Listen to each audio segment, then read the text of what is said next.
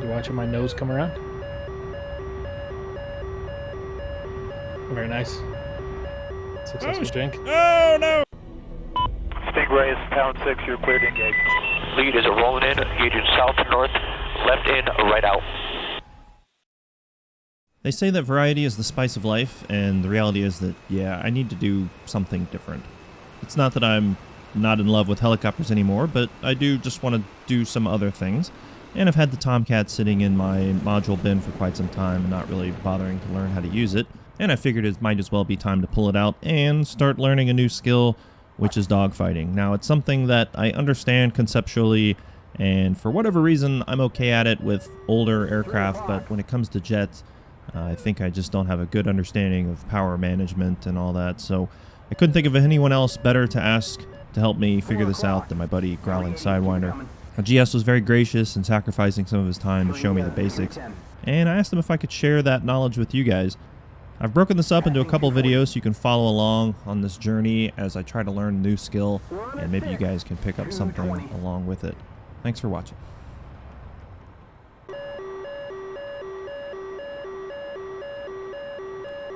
So how much thrust? Like, are you like fucking balls out right now or what? Okay, so that's a very good question, first of all. Okay, so most people are asking why you always an afterburner. You're almost always an afterburner to max perform the aircraft. And in DCS, a lot of these guys, a lot of pilots say the aircraft doesn't necessarily speed up as fast as it should. Like it feels a little sluggish, so it's even more important to be an afterburner. Sure. Some aircraft like the F-16, they'll go ballistic at a certain point. So if you're 50% fuel above 450 knots and an afterburner and you're on the deck, the F-16 will just keep accelerating. So that one you have to modulate the afterburner. The F-14 is not one of those. I just leave it in AB the entire time unless I am managing closure. So I've gotten behind the guy and I'm trying to stay there. Right. I'll pull back on the AB. And if I'm in a flat scissor with the guy and I'm trying to get him to go out in front, at that point I will also modulate AB. In order at the beginning of the merge, I'll generally come in about 0.8 to 0.9 Mach. Okay. And you'll modulate the throttle to get that speed. Okay. Now that depends what you want to do. So obviously before you come into the merge, you want to have a game plan, right? First of all, what kind of fight is this? Is this a one circle or a two or a Fox 2 fight, or is it guns only, right? Okay. Once you've got that established, because that completely changes things. If you know it's a Fox 2 fight, then you're probably going to want to go for a one circle because you want to stay tight with the guy. You know, you want to jam wezzes and all this kind of stuff. So you might want to come in a little bit slower, maybe even 0.7, so that when you go for the one circle, because it's a radius fight, you can get a nice tight circle. You don't want to be really fast at that point. Okay. Right?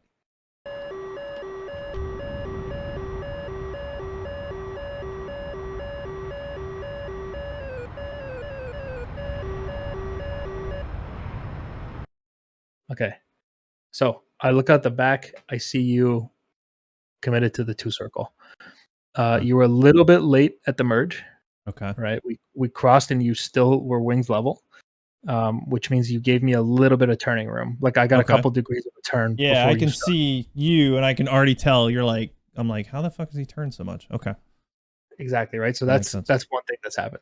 The second thing is I'm already looking at this and I'm like, okay, it's a two circle fight, which means it's going to be a rate fight. Because it's a rate fight, I don't want to dump my energy. Okay. I actually want to try to maintain my energy as much as I can.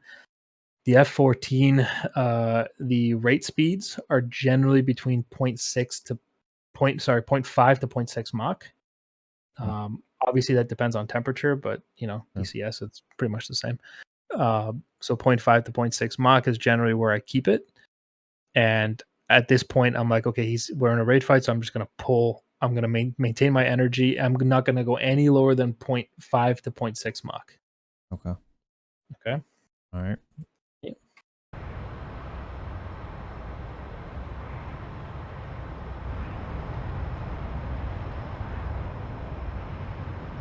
Also, initially, because we're pretty high altitude still, I'm going to try to maintain even more of that energy if possible.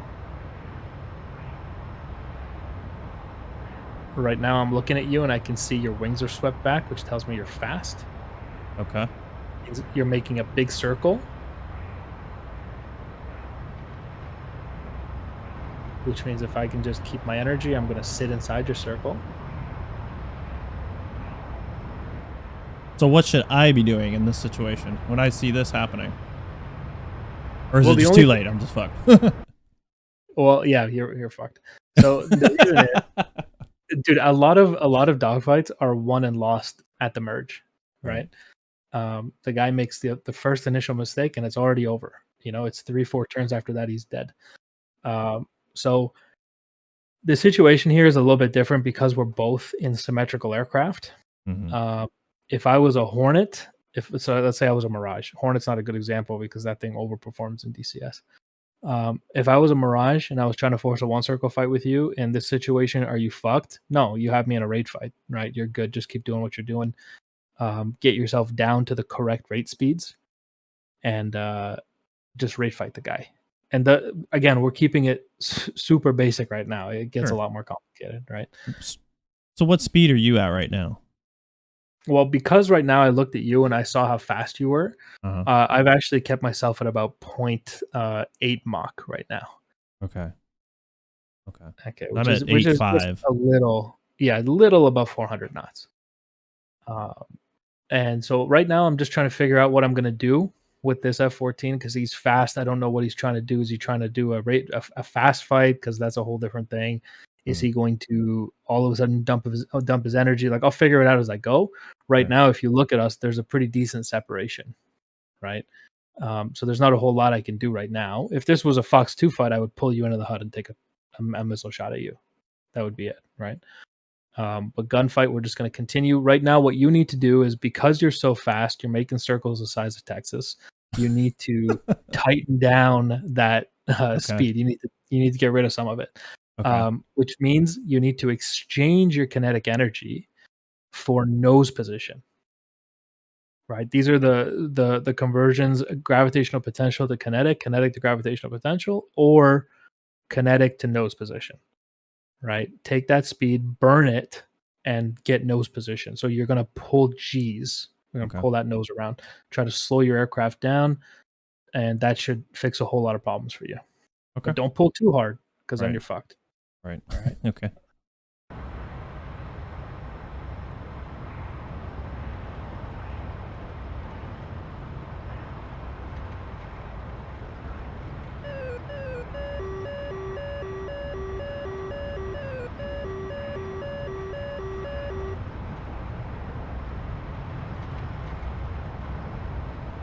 No.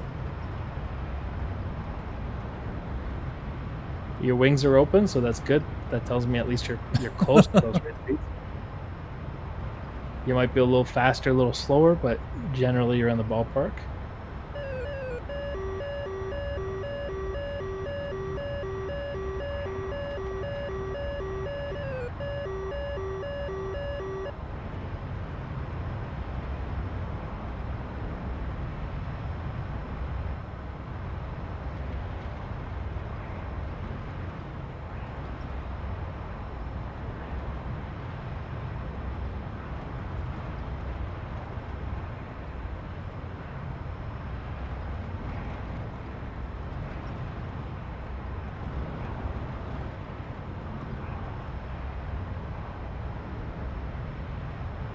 Great. You got that nose dumped. That's great.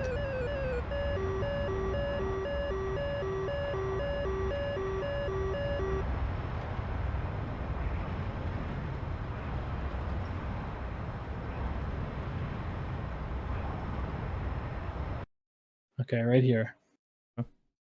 So, you know the concept of nose being dumped, right? It means like it's God's G. You're using G to get a little bit more degrees out of the aircraft, right? A little bit fast. It doesn't make a huge difference, but in a dogfight, every little bit matters. Sure. As you look out your cockpit Mm-hmm. and you see my F-14, you see the top of my aircraft. Yeah. Right. So that tells you automatically that I am flying lag pursuit on you right now. Right. Okay.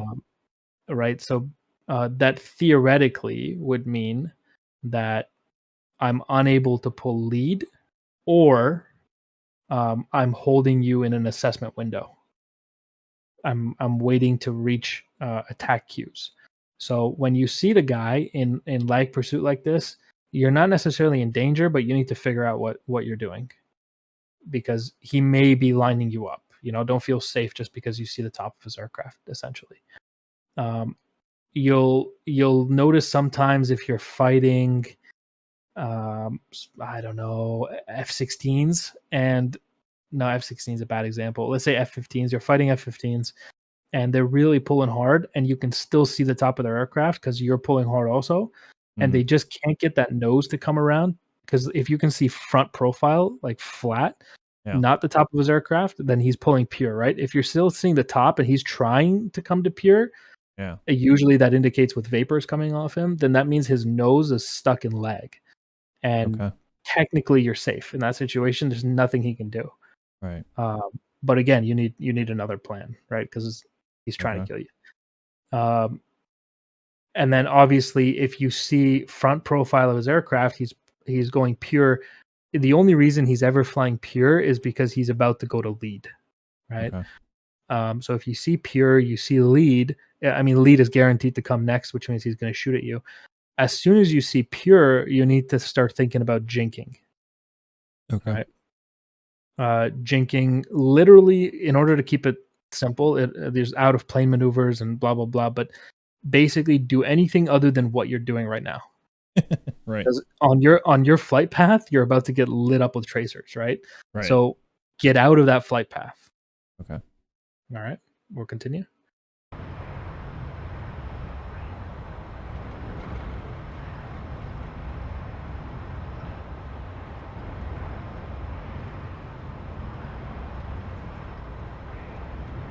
So your eyes should be glued to me, which makes it hard to raid fight, but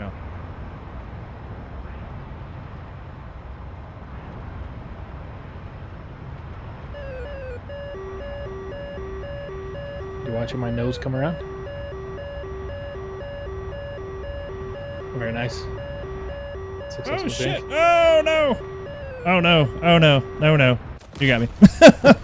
Lost it. You got a little wobbly. That's good though. Your first jink was actually successful. I was about to take a shot, I missed. So you got that right. Just don't hit the ground next time. Yeah, just hit the ground. Okay, fair enough. You didn't tell me that beforehand, but all right, I got it now. I apologize. Yeah, that's my bad.